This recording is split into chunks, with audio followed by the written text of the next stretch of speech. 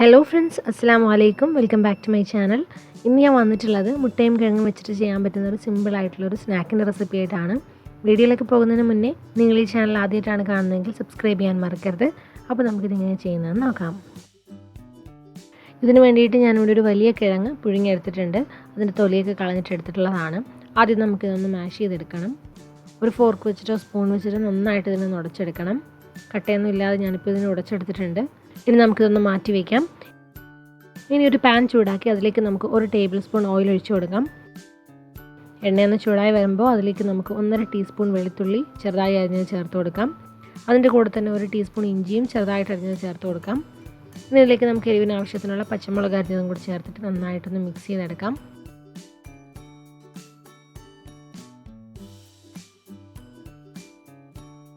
കുറച്ച് സമയം ഞാൻ ഇതിനെ ഒന്ന് വഴറ്റിയെടുത്തിട്ടുണ്ട്. ഇതിലേക്ക് ഇനി ഒരു മീഡിയം വലുപ്പത്തിലുള്ള സവാള ചെറുതായിട്ട് അരിഞ്ഞത് ചേർത്ത് കൊടുക്കാം. ആവശ്യത്തിനുള്ള ഉപ്പും കൂടി ചേർത്തിട്ട് സവാള നന്നായിട്ടൊന്ന് വഴറ്റിയെടുക്കണം.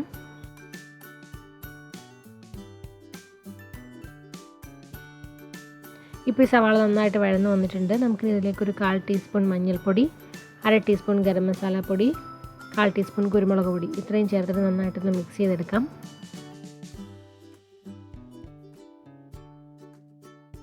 ഇനി നമുക്കിതിലേക്ക് പുഴുങ്ങി ഉടച്ച് വെച്ചിരിക്കുന്ന കിഴങ്ങ് ചേർത്ത് കൊടുക്കണം. എന്നിട്ട് നന്നായിട്ടൊന്ന് മിക്സ് ചെയ്ത് കൊടുക്കാം.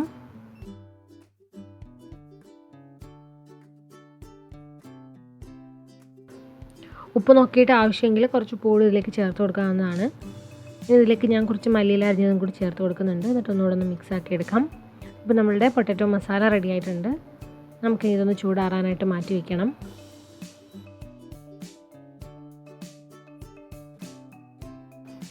ഇനി ഞാനിവിടെ ഒരു 5 കോഴിമുട്ട പുഴുങ്ങി എടുത്തിട്ടുണ്ട്.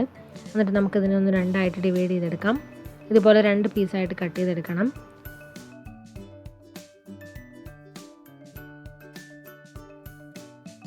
ഞാനിപ്പോൾ ഇതെല്ലാം കട്ട് ചെയ്തെടുത്തിട്ടുണ്ട്. നമുക്കിനി മുട്ടയുടെ മഞ്ഞ ഒന്ന് മാറ്റിയെടുക്കണം. നമ്മൾ നേരത്തെ റെഡിയാക്കി വെച്ചിരിക്കുന്ന ആ ഒരു മസാലയിലേക്ക് മുട്ടയുടെ മഞ്ഞ ചേർത്ത് കൊടുക്കാം. ഇനി മുട്ടയുടെ മഞ്ഞയും ഈ മസാലയും കൂടെ നന്നായിട്ടൊന്ന് മിക്സ് ചെയ്തെടുക്കണം. ഒരു സ്പൂൺ വെച്ചിട്ട് നല്ലതുപോലെ ഒന്ന് മിക്സ് ചെയ്ത് കൊടുക്കാം.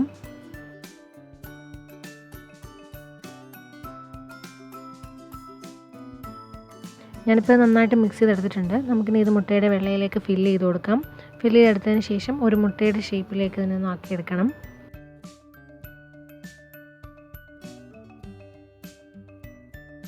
കൈകൊണ്ട് നന്നായിട്ട് പ്രസ് ചെയ്ത് ഒരു മുട്ടയുടെ ഷേപ്പിലേക്ക് ഇതിനെ ഒന്ന് ആക്കിയെടുക്കാം. ഇതുപോലെ ബാക്കിയുള്ളതെല്ലാം നമുക്ക് ചെയ്തെടുക്കണം.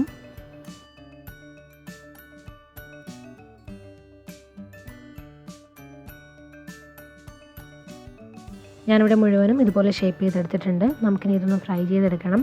അതിന് മുൻപായിട്ടൊരു ബാറ്റർ റെഡിയാക്കി എടുക്കാം. ബാറ്റർ റെഡിയാക്കാൻ വേണ്ടിയിട്ട് ഞാനിവിടെ ഒരു ബൗളിലേക്ക് 1 കപ്പ് കടലമാവ് എടുത്തിട്ടുണ്ട്.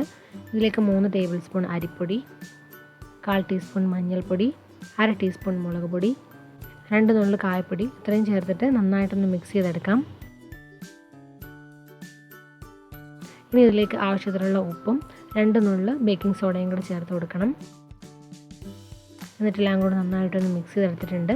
ഇനി ഇതിലേക്ക് നമുക്ക് ആവശ്യത്തിനുള്ള വെള്ളം ചേർത്തിട്ട് കട്ടയൊന്നും ഇല്ലാതെ നല്ലതുപോലെ ഒന്ന് മിക്സ് ചെയ്തെടുക്കാം.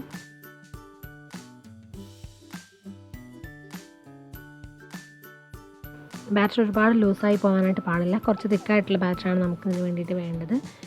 ഈ മുട്ടയിലൊന്ന് കോട്ട് ചെയ്ത് വരുന്ന രീതിയിൽ വേണം നമുക്ക് ബാറ്റർ ഉണ്ടാക്കിയെടുക്കാൻ. ഇനി നമുക്കിതിനെ ഒന്ന് ഫ്രൈ ചെയ്തെടുക്കാം. അതിന് വേണ്ടിയിട്ട് എണ്ണ ചൂടാക്കാനായിട്ട് വെച്ചിട്ടുണ്ട്. നല്ലതുപോലെ ചൂടായ എണ്ണയിലിട്ട് മാത്രമേ ഇത് ഫ്രൈ ചെയ്തെടുക്കാവുള്ളൂ.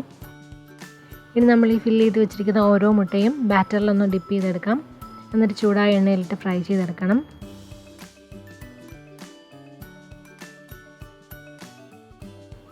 ഡീപ്പ് ഫ്രൈ ആണ് ചെയ്തെടുക്കേണ്ടത്. ഒരു ഗോൾഡൻ കളറായിട്ട് വരുന്നവരെ ഇതിനൊന്ന് ഫ്രൈ ചെയ്തെടുക്കാം.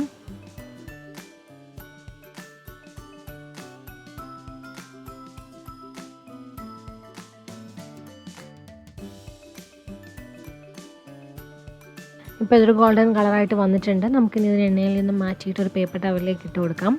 ഇതുപോലെ തന്നെ ബാക്കിയുള്ളതെല്ലാം ഒന്ന് ഫ്രൈ ചെയ്തെടുക്കണം. അപ്പോൾ ഇത്രയേ ഉള്ളൂ. വളരെ സിമ്പിളായിട്ട് ഉണ്ടാക്കിയെടുക്കാൻ പറ്റുന്നൊരു സ്നാക്കാണിത്. എല്ലാവരും ട്രൈ ചെയ്ത് നോക്കുക. നിങ്ങൾക്ക് എല്ലാവർക്കും ഇന്നത്തെ റെസിപ്പി ഇഷ്ടമായെന്ന് വിചാരിക്കുന്നു. വീഡിയോ ഇഷ്ടമായ ലൈക്ക് ചെയ്യാനും കമൻറ്റ് ചെയ്യാനും ഷെയർ ചെയ്യാനും മറക്കരുത്. അതുപോലെ നിങ്ങൾ ഈ ചാനൽ ആദ്യമായിട്ടാണ് കാണുന്നതെങ്കിൽ സബ്സ്ക്രൈബ് ചെയ്യാനും മറക്കരുത്. പുതിയ നല്ല റെസിപ്പികളുമായിട്ട് ഇൻഷാ അല്ലാഹ് വീണ്ടും കാണാം. Thank you for watching. By.